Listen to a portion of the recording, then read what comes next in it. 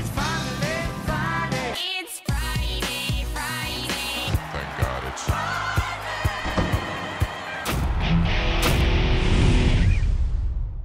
All right, welcome back to the Friday Show, presented by the 158th Queen's Plate, taking place at Woodbine this Sunday, and we'll be talking about that in a moment. I'm Scott Jagow, along with Ray Paulick. We're glad to have you with us. First, Ray, I want to talk about the trial that you attended this week in Harrisburg, Pennsylvania. That's the federal trial of Murray Rojas, the trainer, accused of multiple counts related to injecting horses illegally on race day with therapeutic medications. We really haven't seen anything like this in the racing world. Can you put a little perspective on it since you were there?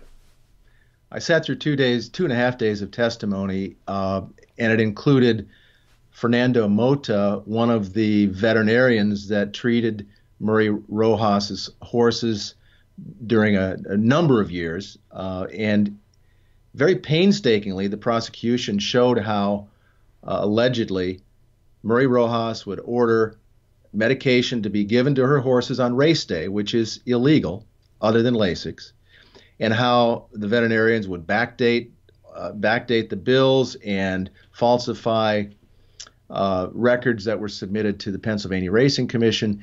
And it wasn't just Murray Rojas that they were doing this for. They were doing this for a multitude of other trainers, one of whom, Stephanie Beatty, testified and said everybody was doing it. 95 to 98% was the number she said. She said it was common practice for people to illegally treat horses on race day, that it was just routine.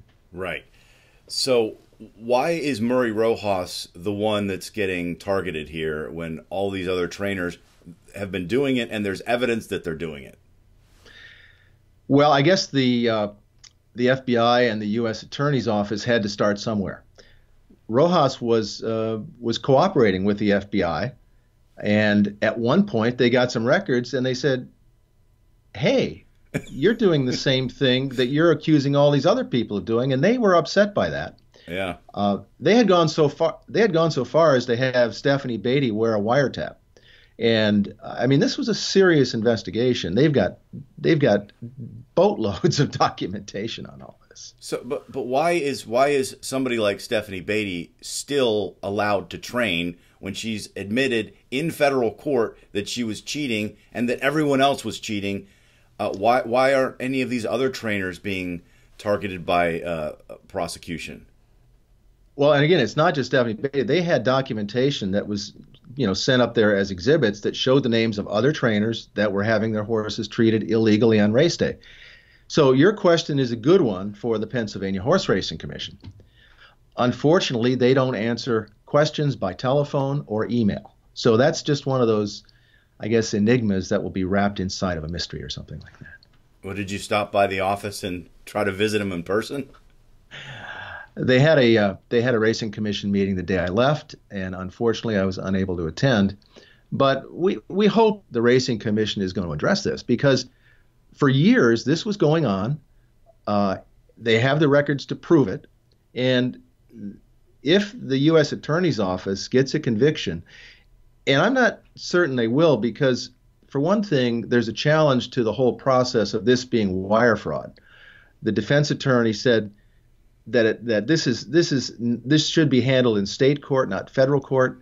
That the wire fraud came about because purse money went from a bank in one state to a bank in Pennsylvania. That's a big stretch. But if they get a conviction, this template that the U.S. Attorney's Office and the FBI used could be applied in other states, and I wouldn't be surprised if it was. But do you think that the picture that's being painted here, and perception is reality, the picture of horse racing as trainers, 95 to 98% of them are cheating, do you think that is limited to the cesspool of Pennsylvania horse racing, or do you think this is something that's going on in every state? I had a Hall of Fame trainer once tell me, it ain't cheating if they don't test for it. And in a lot of cases, the medications that were being given on race day were things that the lab couldn't test for. I'm not saying it's 95 or 98%. I'm just saying it happens. It's out there. This case proves it. And it's time for something. The status quo is not working. When it comes to the point that you need the FBI to come in and clean things up, we need to shake things up a little bit and change the regulatory structure. And one more question about the Pennsylvania situation.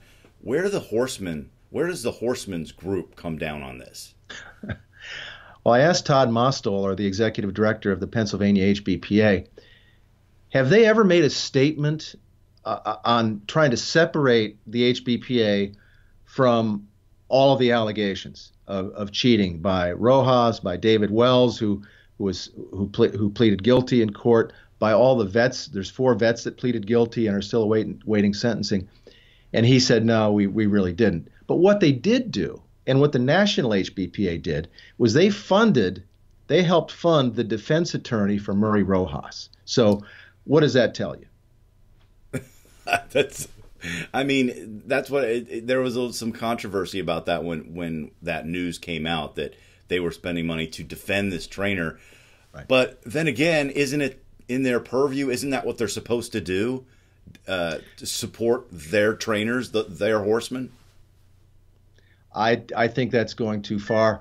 The reason they're doing it, I don't think they really condone the activities that are alleged to have taken place here. Right. But what I think they're trying to do is to keep the federal government away from horse racing. All right, we'll leave it there and move on and talk about the 158th Queen's Plate this Sunday at Woodbine. Mies Gizmo in front, but here comes Sir Dudley Diggs and Julien Leparoux. Sir Dudley Diggs has hit the front, and Sir Dudley Diggs from Mies Gizmo. Sir Dudley Diggs has won the Queen's Plate. Well, that was last year's winner of the Queen's Plate, the 157th Queen's Plate. Ken and Sarah Ramsey owned Sir Dudley Diggs. Ray, you're going to have the privilege of being there again for the Queen's Plate. It's got to be one of your favorite weekends of the year. It's always a fantastic race. You have 3-year-olds going 1.25 miles, foaled in Canada. It's a special day at Woodbine. I'm sure you're looking forward to it. I am. It's a miniature Royal Ascot. It's one day like Royal Ascot. The men dress up in their morning suits and top hats. Women get all dolled up. I will not be in a morning suit, though, or top hat. Just not my style. But the race itself is pretty fascinating. It's got a little bit of everything. The morning line favorite is a 3-year-old filly owned by Frank Stronach named Holy Helena. You've got 2 horses named after really favorite characters of mine.